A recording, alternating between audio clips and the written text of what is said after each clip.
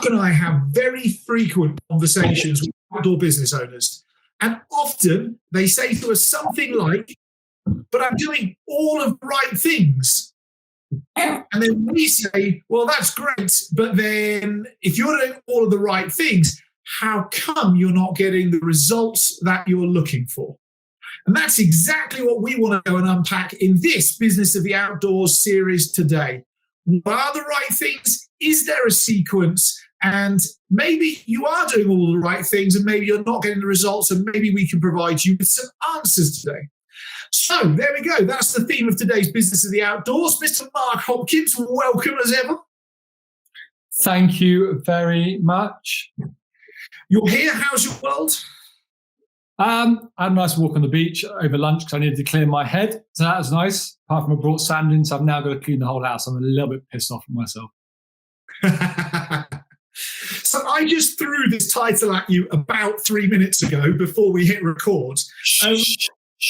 That was what about our preparation that we do for hours before these videos? All of that planning that we do today, yes. But when you hear the title of doing all of the right things but still not getting the results that you want, what are some of the things that immediately jump to the forefront of your head? So first of all, I call bullshit on that, because I think most people do the right things that they think is how business should be run. So what they probably do is they go, I'm going to go and spend a load of money on a product, and I'm going to spend days, weeks, months getting the product absolutely perfect. And then I'm going to throw a load more money at a graphic designer to go and spend ages on this most beautiful logo, and then spend even more money getting a website, and then realize that they've spent all this money on something and still not one customer or potential customer has even seen their product. And my ex-wife is a great example of this, by the way. I just thought I'd drop that one in before you went about that. So yeah, I think everybody has this perception that you need to have the castle built before you do anything, when in reality, first of all, you need to find a group of people that you really want to work with and you want to solve a specific problem for. Get something in front of them as quickly as humanly possible. Get them to give you some feedback on the answers, tweak it, grow that community, get some sales, and then once you've got the sales and you've got some money, reinvest that money back into the business and keep tweaking. So that takes us to the second point. What you've just alluded to there is a sequence of right things to do. So it's not just a matter of throwing the jigsaw puzzles on the table, picking up the one that's most shiny for you and working on that one first. There's actually a sequence for those jigsaw puzzles to be joined together. See, we did plan this. Genius. I gave you that book to read all those months ago, see, and it's stuck. Yeah, no, I think that there's definitely there's a sequence, because there's a sequence to do it. I still don't believe there's no right or wrong answer. I think if you've got a load of cash and you have no time pressure, then the way I suggested at the start could possibly work, because you've got one chance. But most people don't sit on $100,000, $500,000 worth of money that they can just test and blow. So you've got to look at your available money. We know businesses that started on $500 are now worth multi-million-dollar outdoor businesses. We've talked to these guys. We've asked some questions, and what we're providing you is what they're suggesting, what we advocate. So there is a sequence. The challenge with the sequence that we have just talked through, Rob, is you've got to have a few pair of balls, because you've got to have the patience that it's not always going to go right, and you've got to change and go to tweak stuff. And the patience comes with also is too many business owners get greedy too quickly. They get a few sales and they start paying themselves some money. And then they realize they've got no money to reinvest in the business. Like as we've grown, We Get Outdoors, like you and I, every dollar that we make out of We Get Outdoors, we pump straight back into the business. Deliberately, you and I are not if we wanted to, we could earn money out of We Get Outdoors today, if we wanted to. So we're making a conscious choice to bootstrap ourselves, not bootstrap it in the way that we don't buy luxury stuff. We still got amazing holidays. We do what we want to do. but every spare dollar that we have, we put back into the business. So for me, the sequence is a choice based on how much cash you have to start and how patient you can be. Yeah, it's also, you are right that somebody can come up with a product and with probably $250,000, maybe up to $500,000 to spare, you can go and gamble with that money in terms of school fees to go and work out who your customers are going to be and what messages they love and whatever else. There is still, however, a massive risk with that, of course, is that you could get to the end of $500,000 and still not have those answers in place for yourself. And so for us, I think we're much more in the place of saying, if you start your sequence of the right things in a different place, you actually gamble with far less time and money. So if you start with saying, I want to go and provide products for or services for people who like wild camping or multi-day canoeing or backpacking, like, let's go and talk to those people. There's a far higher chance that you can spend far less money and make far less mistakes because the customers are guiding you in your way on your journey. I think the hard thing is, though, Mark, what happens if you've got your heart set on making, I don't know, collapsible fireplaces that can go in your backpack to take backpacking with you, for instance, like through hiking? What if through hikers then come back to you and say, we don't want those? Like, what then? Well, I think you got two options. One option is you turn around and you go, okay, it's still something I'm really passionate about. Let me think which other core customer would really benefit from that. So you take the product which you think works for one customer niche and you go and put it in front of another customer niche and you go, right, let's have a go there. That's one option. Your second option is to go, my priority is not the product. My priority is working with this group of people.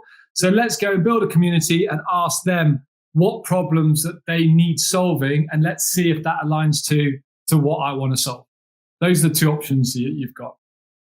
It strikes me that most outdoor business owners that I've ever met started their outdoor business out of a huge degree of frustration linked to whatever it was they were doing before. So if they were an engineer working for Boeing, they just got so fed up with being an engineer working for Boeing that they just quit one day and said, I love kayaking, so I'm setting up a kayaking business, for argument's sake.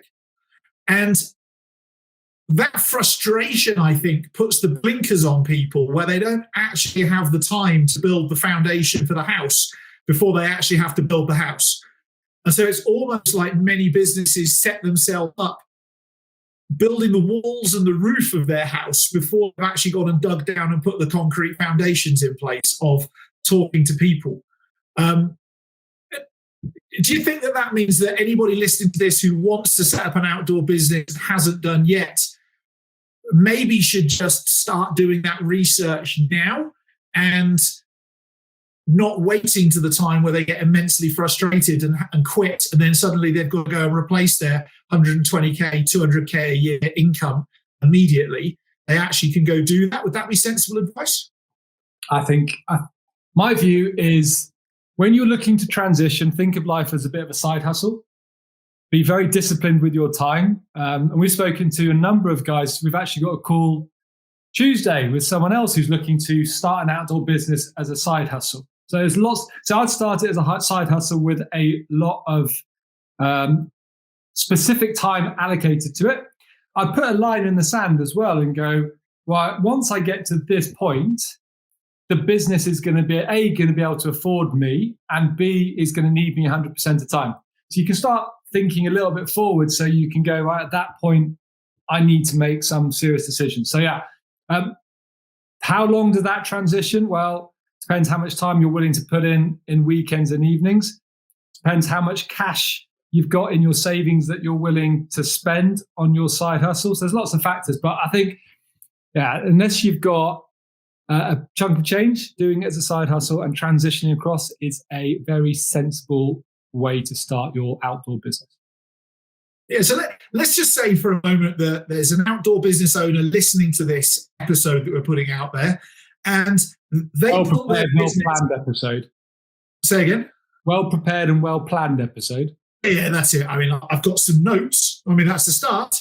But let's just say they started their outdoor business like most outdoor business owners do, which they started their business with an idea of a certain type of product or a certain type of service.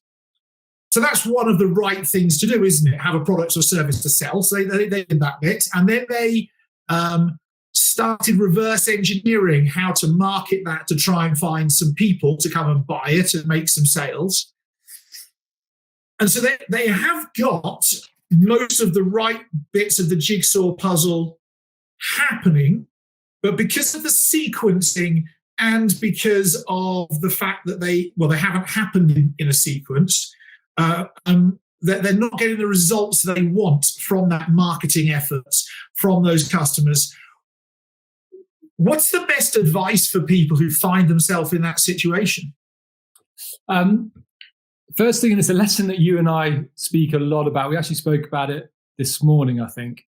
One of the first lessons before we sort of reorganize the sequence is don't give up. Too often, and again, I think people give up because they start with unrealistic aspirations. I think they think that they're going to set their business up and within 6 months they're making a crap load of money and got customers banging down the door, where it's just not the reality unless you're lucky. Unless you land something at exactly the right time where a global pandemic hits and the only thing that they can buy is your oximeter or something like that, then that's just pure luck. Unless that happens, you've got to be patient, and it's going to take you 2 to 3 times at least longer than you ever thought that you're going to get there. So first piece of advice would be stick at it.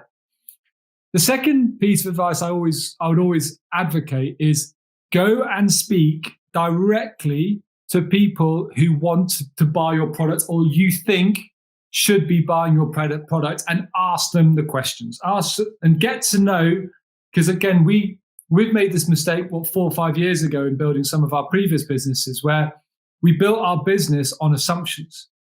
And it wasn't until we actually tested those assumptions that we were able to make the tweaks and then grow really successful businesses. So first thing is patience. And second thing is don't build a business on assumptions. Go and ask and talk to your end consumers.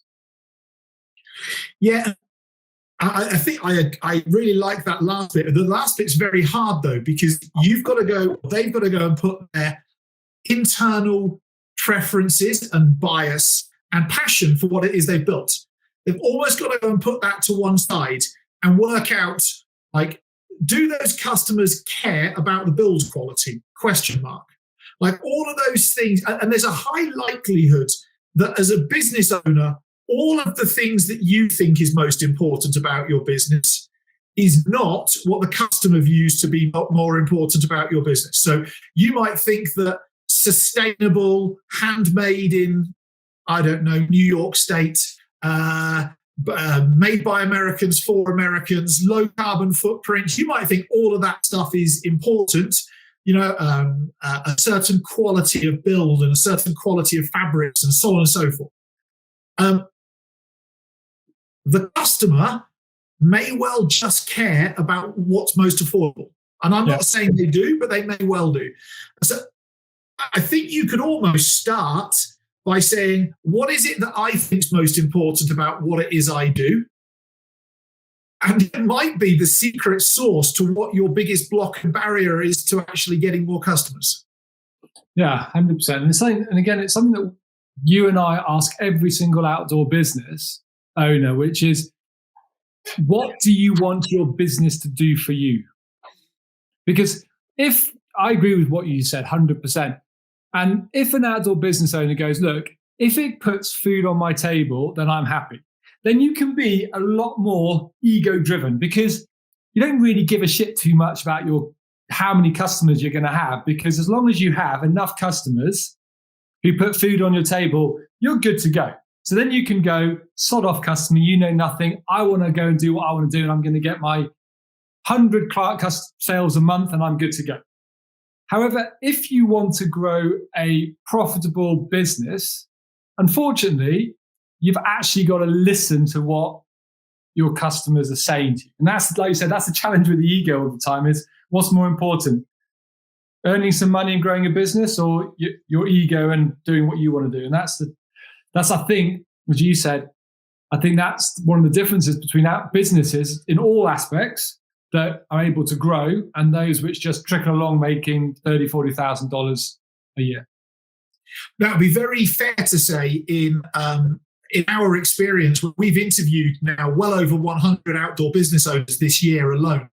It would be fair to say that a lot of people in the outdoor industry who are in the manufacturing or making products side of things are often have a past career in engineering, IT. They're quite detail-orientated people and quite passionate about build quality and those sorts of things. The weight of how many grams per square inch of blah, blah, blah, so on and so forth. And we identify that as a common trend in the industry. But we also know that customers don't purchase, or let's say 9 out of 10 customers don't purchase on facts, they purchase on feeling. And we know this to be a global truth, because you just have to look at the idiot politicians who run the world at the moment. Like, if you actually, and I'm not saying any one party in any one particular country, I'm just like, if you actually read their manifestos and voted on facts, you'd have abstained to vote in almost every country on planet Earth. Like, you just wouldn't vote. You'd be like, well, actually, I kind of like a bit of her and like a bit of him, and if we could merge them both together, there's some sensible shit that's happening. But actually, you put the word sensible and politics together. Well, I mean, it would be nice, wouldn't it?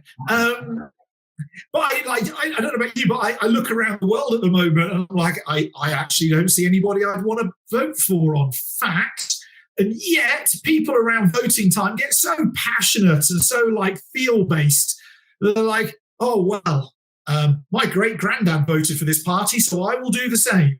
But they don't actually know what the policies are, the details are. So if you are a very detail-orientated person, Mark, what advice can you give to help that person get out of their own way to enable feel-based people to actually purchase from them? I would simply build a prototype, and I would build 5 to 10 of those products. I would give them to 5 or 10 people for free in my target market to test. And I'd ask them to take some videos of them using it, to see how they're using it, see what environments they're using it in. And then I would ask them lots of questions around how did it make you feel, rather than what did you or didn't you like about the product. Cool. Awesome. And so like deliberately ask questions that avoid your own bias. Yeah, exactly. Again, you've got a great little thing is look at yourself in the mirror and write down the questions that you would ask of yourself to get some feedback, and then almost tear them up and put the polar opposites down on a piece of paper and send those out to it. Cool. That's it. Yeah. And look, some people might come back to you and go, I really feel how high quality this is. I really love the quality of the material and blah, blah, blah, blah, blah. And that's useful feedback. But I rather suspect they won't do that. And it's interesting, we've been working with some business owners recently who have got a very passionate handmade in the USA, sustainable low carbon footprint stuff. And when they tested identical products on Amazon, one which was low carbon footprint made from high quality materials in the USA, that all of their customers say that they want. And when they tested it on Amazon versus made in Taiwan at a third of the price, guess which one sold? Price one. And so often the next bit of the equation is to understand that what people say and what they do when it's 11 o'clock at night and they're on their iPhone flicking through Amazon searching for something and ready to click that, buy instantly or buy now button, or is it one-click purchase, whatever they call it on Amazon. Which one they choose for 2 identical products is often different to what it is that they say they will choose in that research. So then we just need to go and test it again. Yeah, like I say, it's patience. It's it's a complete iteration, and you're probably going to end up at the end of the process with something that looks pretty different to where you started. But one thing you mentioned there as well, like those feedbacks that you're going to get, that person who comes back and gives you that feedback that looks and feels great and stuff, that is a fantastic testimonial that you straight away put on Amazon and you put on your website. So again, going back to the sequence, which we started talking about, it's really thinking about every step in the sequence. What can I get the biggest bang for the buck in that sequence? So don't look at each part of the sequence to achieve one thing. Look at it to see if it can achieve 3 or 4 things. And again, it just makes your life so much simpler. And I think we spend, obviously, there's a twist on a sort of a manufacturing kind of product. But the same thing works on guiding, expeditions, all that other part of the outdoors. It's exactly the same principle. The sequence is exactly the same. The only trick for us, which we talk about a lot, Rob, and this is where the We Get Outdoors model's been built, is it's always better to start on a lower price entry point, because then you've got a lower barrier to entry and you can test your stuff, and then you can start pushing those clients onwards and upwards into your business. Which again, going back to the sequence, what most people do is they go, we've done a previous video on the myth of qualifications. They go, I'm a really qualified person, therefore I'm going to take you up the most complicated thing. And that's where they start from, which is just the wrong sequence. Yeah, I think one of the biggest things missing in most outdoor businesses is that yellow brick road, or that next set of the starting step for a customer to buy from you, but also that ladder for them to climb with you, which takes them towards something they wish to achieve. I think, especially in the guiding space and the tour space, I often find businesses who have incredible day-long and half-day-long or weekend-long tours for tourists in their local home city. Let's just pick Seattle as a city. And people turn up, they have a great day with you, they have an amazing time, and they carry on with their vacation. And then we never see or hear from them again. And it's because we've only got that one thing for them to do. And then the moment that the tourist industry flops in that city for whatever reason, no customers come and your business struggles. And you don't have any old customers who've got a habit of coming back or progressing with you in a certain direction. And that makes the business a real challenge. So maybe one of those things in that sequence is working out what's the aspirations of the people who we're going to sell to? Like, what is it they really wish to achieve? And then how can we support them going from where they are today with a series of products and services that will enable them to get close or all the way to what it is they wish to achieve? I think that is a big missing part in the industry. It doesn't matter whether you're into the experience part or in the manufacturing part. I think it's a big missing gap in the industry at the moment. So I think that's a really good bombshell and punch in the nose to leave everybody with, who are probably now looking at their business model going, shit. That's it. So if they're feeling a little bit like shit, or if they're feeling like, oh my gosh, this is the biggest opportunity that I have in my outdoor business, but are unsure how to take the next step, how can they move forward? Well, very simply, if somebody wants to jump on a free call with either yourself or myself and say, I understand I'm having this problem, can you help? The link for that's below. Maybe you want to call bullshit and you're doing everything in a different sequence to what we suggested, and you're making $5 million or more profit a year. Then please jump on the call and record it and call bullshit, because if you're achieving it, we'll probably ask you how and employ you as a business coach for outdoor business owners. But the caveat is $5 million profit a year or more, and you're not working within that sequence that Mark came up with at the start. So jump on a call for free.